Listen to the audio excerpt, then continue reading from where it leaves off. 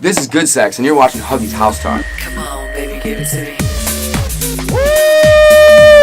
Hey. This guy, if you don't know who he is, he goes by goodSEX. Chicago, Illinois native. I want you to basically, for people that don't know who you are or what you're about, I want you to educate the people out there, especially in Portland and wherever the Huggies House Party is. I want you to tell them exactly who you are.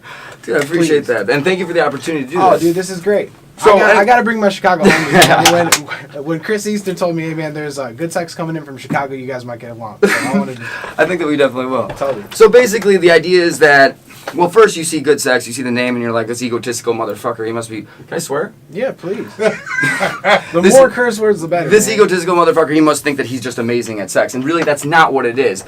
It's the idea that goodSEX is the one thing that every single person can agree on. Yep. I don't care what color you are, creed, culture, religion, how tall, short, gay, straight. It does not matter. Everyone can agree on the idea that goodSEX. It's right. Instinctual. It's reproduction. I mean, it's something that everybody's kind of looking for too. Exactly. You know? If they haven't hit that point to where they're like, man, that was some good sex. Yeah. That's. And regardless of what kind of sex it is, it's all good sex. Relative to that person, you might be super orthodox and have sex through a sheet, or you might jump in a furry costume and fuck that way. It doesn't really matter. It's all the one thing that connects us all together. Right. And while everyone's trying to be this and that, and I wear this hat, you wear that hat, and I do this on Sundays, or you do this on Saturdays, I eat fish on these days, it doesn't fucking matter. We all agree on one thing. We all have that common idea of what good is. Right. And so it's a connection between us all. And then the interaction between me playing music for people and while they're dancing is that idea of goodSEX. Tranquil, man. Yeah. Sex. So it's like having, I love it. So being that you're from Chicago, where in Chicago are you from? I was born on the north side in actual Chicago, okay. But definitely very close to the suburbs. But my mom was a Chicago police officer, so we had to live in the city limits. But there's a neighborhood in Chicago called like Nord Park, Jeff Park, that north side where all the firefighters and cops live. It's right in the city limits. Your mom limits. was a cop? Yeah, she's a narcotics officer. Wow. In Chicago. Yep. She used to work at O'Hare, doing DEA task force, and then she was in prostitution stings for a little bit. Wow. So she would be like out on the street, basically dressed up like a hoe, pretending to be a prostitute. And as soon as the guy would make an offer, she'd do the signal, and then as the cops would roll up. Yep, exactly. Being that your mom dressed up like a prostitute, first strip club. There's a lot of strip clubs out there. What was your first strip club in Chicago? Well, actually, the first strip club I went to was not in Chicago. It was Diamond Strip Club, because there's not a lot of actual strip clubs in Chicago. Right. It's like titty bars in Chicago. They're like outside. See, like there's some really weird strip club rules out there to where they put them in like these industrial parts of town. Like my first strip club was Club 390, Chicago Heights. Gold's Club, dude. Like it's right there. Like our friends run that. Our buddies run that party. I've played at Gold Club before. Man. It's essentially like a strip mall of strip clubs. They're sketch. And it's all in the middle of absolutely fucking nowhere. And you play the set. You play like 4 to like 7 a.m. on Thursday night. And so it means you're driving home from a strip club in rush hour, like hungover as dick, like hating yourself. Let's talk about music real quick. Cool. What's coming up for you musically? The people out there listening could find your music, get your music. Sure. What's coming up for you? Every single thing that I have, I've put in one place. It's at www.itsgoodsex.com. Mm-hmm. It's safe for work. It's not porn, I promise. Mm-hmm. But it's basically has all my tour dates, my EPK, has a bunch of pictures, Instagram, SoundCloud, like everything. Okay. But you can find me on almost any social media I own is under /DJ goodSEX or at DJ goodSEX. Right. Except for SoundCloud, in which I'm just goodSEX.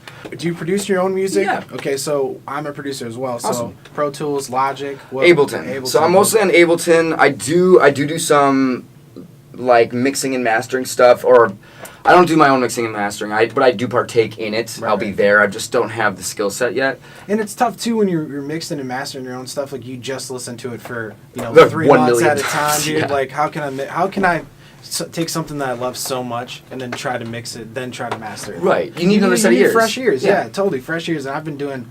I was in punk bands my whole life, so that was tough to sit down and listen to your stuff and give it off to somebody. Because you got to be your own critic, 100%. and sometimes you need someone else to be like, no, has to be like this, and this has to be like this. So I do have something that I utilize for my mixing and mastering, which I believe that we use Logic for. Primarily for my production, I use Ableton. Right. I just dropped a track a couple weeks ago. It's up to like 15,000 plays. Okay. I did it with Colin Tyler is Dead, who's another DJ from Chicago. He does really good work. And it was like a collab, my first collab. And I have 2 other original tracks that I put out. like 6 months and then 1 year ago. I heard this cha-cha slide thing that you did. Oh shit! Well, I did. I was like looking at your stuff and like, what's this cha-cha slide joint? I did do like an edit pack. Yeah. When I hit like 3,000 likes, or I figured a 5-4 or something like that. I put on an edit pack, which was just basically things that I was doing live while mixing, right. like live mixing and mashing these two tracks together. I just brought them into Ableton and did it like in a fancier way, right. and like kind of made the edits. And Ableton's like it's so accessible for DJs to just do their thing. You really like, can. It's cool to watch. I watch these things called Against the Clock. Fact TV does them, so they give producers 10 minutes to just build their tracks, right? Yeah. Who did I watch? Karma Kid, and he was using tape like a cassette fucking tapes, dude, and he just recorded it in, chopped it up, and it was just so accessible to use on Ableton. It is nice. I like Ableton can be intimidating, yeah. but the trick, you just said it, the trick really is get your idea, get that sound that's in your head on paper. Get it in that DAW, get it down. You can fucking change out the kick drum later, change out the snare, you can tweak everything later. But what happens is you sit down on the computer, you're like, I got an idea. I'm gonna fucking make this song, and then you're spending 4 hours picking out a kick drum. Mm-hmm. And then by the time you get that kick drum, you're like, fuck yeah, I gotta write. Wait a minute, what was the melody again? Man, I completely forgot. Right, so just get it down. Don't be a perfectionist about it, which was really hard for me at first, and that's why it took me so long to produce. Was like, I literally would just like, I need to hear every kick drum I have to make sure that the one I pick is the one that I want. Right. But really, just lay it down. Get the idea down, and then go back and spend hours and hours and hours trying to perfect that's it. the beauty of MIDI too, man. And I didn't know this because I went to school for audio production right out there in Minneapolis, Minnesota, cold as fuck, and I learned I learned analog. But what they didn't really show me at the time, because MIDI was still like something that people were kind of scared of at first. Right. But now with MIDI, dude, like if you want to change that kick drum, it's instant. Yeah, you really can. Yeah. It's really just translate it over, and then honestly, it makes everything just so much easier. Just get it down, and then you can just sub it out. And I'm glad Pro Tools caught up, because Pro Tools was lacking, man. That was all just straight analog audio, which isn't bad because analog audio is a beautiful thing. It's a different world. But it's foreign. It's definitely hard for people to comprehend and really like get comfortable with, especially when you're trying to get comfortable with Ableton, which is like every possibility you can make anything. Totally. It's just there. Totally. And so, it's nice that things adapt to others and can bridge together. So with that said, what's your thing? What is your sound like? What do you think of when you just got done putting down an idea? What's your thing, man?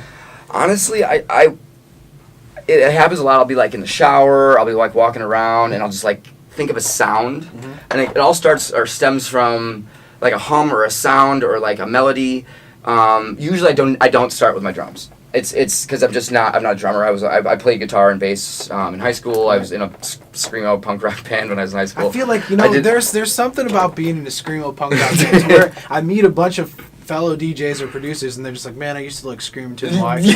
Yeah. I'll play guitar, and I just wanted to scream in a bunch of chicks' faces, and hopefully they liked it. Yeah, basically. But now, moving forward, we get to make music in laptops and just express ourselves. Yes, it gives you the full control.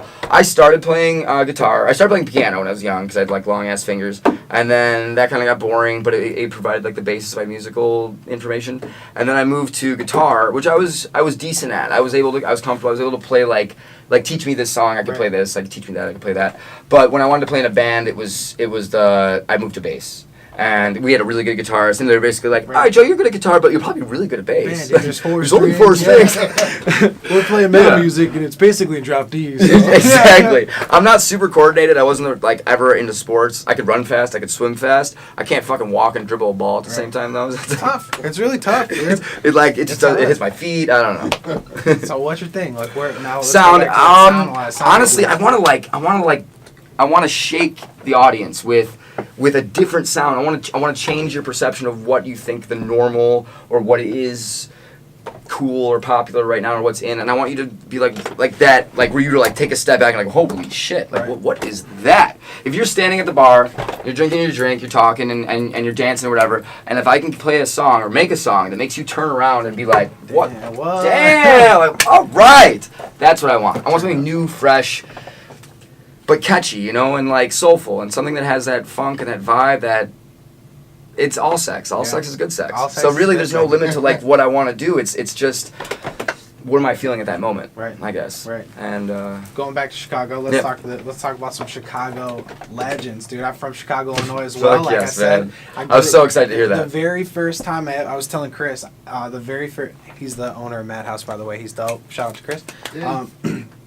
the very first time I ever think I fell in love with house music was Bad Boy Bill, and I keep saying this, and I know people are like, Legend. dude, You know Bill. he's a legend, man. Yeah. Like, Bad Boy Bill to me is where I want to be. And the vinyl, I just saw him with Humpty Vision out here in Portland at 45 East, and they were going back to back vinyl. I thought that was so clutch. So, but then I stemmed straight to like Dirty Bird. Like, I love Billy Kenny. I love Claude Von Stroke. Like, Yeah. Kill Frenzy. Will Clark. That so- whole family just so- has that funky sound. Dude, it's tough to compete with that. Like, so what It is is. your top three? This is what I call it. I call Artist-wise? it three for me. Death Yeah, Romeo. Ooh. top three, hands down. You always listen to these guys, or you throw them into your set. Shit. Gene Ferris. Okay. I love that funky, weird, that dirty house. Wait, weren't you just talking about it? Yeah, we were Yeah. just talking about him earlier. Gene Ferris. Damn. I mean, like, He's a local.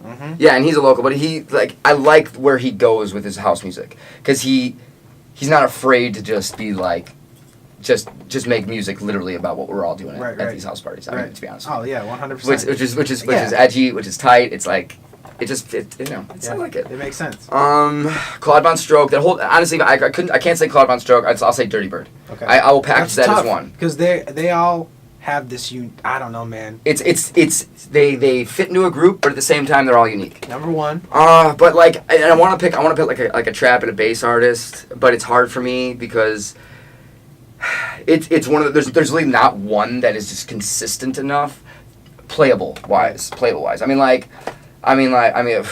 I'm sure I'm gonna get a lot of guff for this, but like obviously Bass Nectar is a consistent bass Yeah. producer. You know what you're gonna and get. does really fucking well. You But know can what you play you're gonna Bass get. Nectar at the club?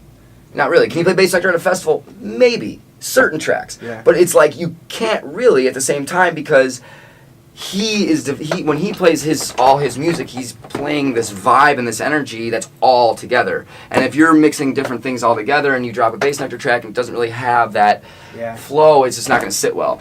I just think rule of thumb: don't play any bass next. Yeah, it just doesn't. Especially It at- really never happens. Especially at a madhouse party. Mhm. I'll That's not be happening. I'll be so. No, I'm unhappy. I'm house, tech house. You know, like I started with trap though. I have to say, I came out listening to Pretty Lights. There we go. Dude, fucking Done. Pretty Done. Lights. That is. Okay. I had to think about it for a minute. Bass Nectar, Pretty Lights. Pretty Lights. Okay. That is what got me into electronic music. Was Pretty Lights. Their stage production. I just saw them at Bumper Shoot. Holy shit. Yeah. What a fucking. And I live like how show. you're saying they because I only like Pretty Lights when he was a duo. Yeah. Now, Your Pretty Lights is my Daft Punk. okay, fair enough. Fair enough. Michael Jackson of electronic. There's just so many. It's so hard to pick three, There's dude. time, I know. literally love I always fucking say, everything. I always say three for me because sometimes you just gotta have those three that they're your go-to three. I want to say Fun to Diplo, but craft Diplo doesn't actually produce. He does, but he doesn't actually like put out a bunch. He almost just like cultivates it. Right. What you got? And They'll he's, find- he's like the background guy too. Like he's involved in so many projects. I man. like him not necessarily for his music, but for his thing, Yeah, he's his got his idea own of thing. world music and just getting everything like it's all fucking good music. Yeah. Think about the parties he throws, man. Like just the Halloween. He has one for Halloween. He has one for the middle of the summer, Mhm. and dude, he just keeps He's going a with G. his parties, man. He's He's a fucking. G. And he puts out some good tunes. Yeah. Diplo's clutch. He man. is. He Diplo's really clutch. is, and he finds good artists. So I have this question, and I like to close with this. Okay. Well, let's talk about this. Where are you performing this week? Shout out to the camera, so you can tell people where you're performing. Tonight you're at. Shake. No, Spin tonight Room. you're at Dirty Spin Room, which is a fucking awesome room. Yeah, that's gonna be Come- fun as fuck. Some of The the original coolest man. fucking. So basically, I lights. get to come to Spin Room and play some Chicago house music. I throw a weekly Chicago house party in Chicago. I throw a party in Chicago that's house music every week. It's called Afterlife, and it's really nice because they're partners with us. The Madhouse people are partners with us on Cool, that.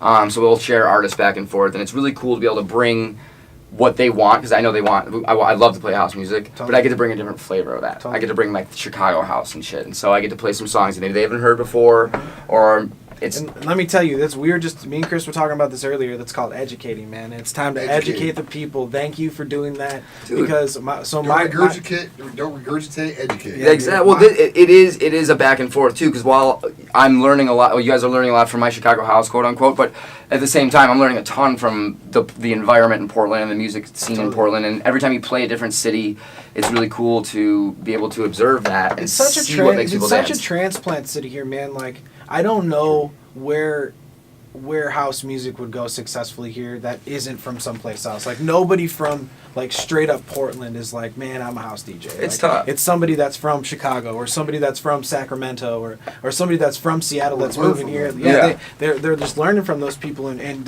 it's its own little I haven't heard anything that I'm just like, yep, that's fucking what I really like. Well, it's you know? tight because I have to give mad fucking props to Chris and Corduroy and these guys at Madhouse because honestly, like, they have created a scene where there was not any scene. No. And brought like transplant, like literally transplanted good fucking house music into the city and successfully to the point where they have a packed Monday night, which is it's not an easy night to pack. No. You know, like most of the time if you're doing Mondays, Tuesdays, or Wednesdays, it's all industry.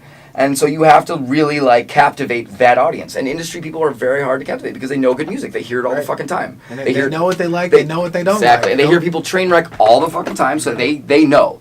They're the audience that can tell. If you're playing a top 40 party on a random Friday in Wrigleyville, which is like Touristville in Chicago, you could just fucking just throw tracks in. No one's even gonna be able to tell. Well, and that's you throw pennies anywhere on that street in Wrigleyville. Really. There's a house or a top 40 DJ just fucking it up. Like I hate playing 24 Karat Magic and just calling it. Dude, really. Your music is gonna touch somebody, man, and I really appreciate you taking the time out to talk to me. Hometown. Dude, man, thank you, man. If Seriously. you could say one aspiring thing to the DJs out there, the producers out there, somebody that's trying to do what you're doing right now, what would it be? I mean, this is cliche as fuck, but honestly, just stick with it and support those that you want to support you. That's like number fucking one. Don't hit someone up for a gig. Go to their party and support their party. Support their brand that you want to be supported by, and it will work out that way. I mean, nothing happens initially over a Facebook Messenger or a text message. Nothing. Go there, show your face, show that you want it. And if you keep on pushing, it will happen and it'll work out for you. Just be true and be honest with yourself and it's literally just trust it. Just trust it. goodSEX is giving me goosebumps, man. For real, Check though. him out. You can Don't do sleep anything. on this guy. goodSEX in Portland Much love, and y'all. throughout all of your airwaves. No problem, man. Come on, baby, give it to me.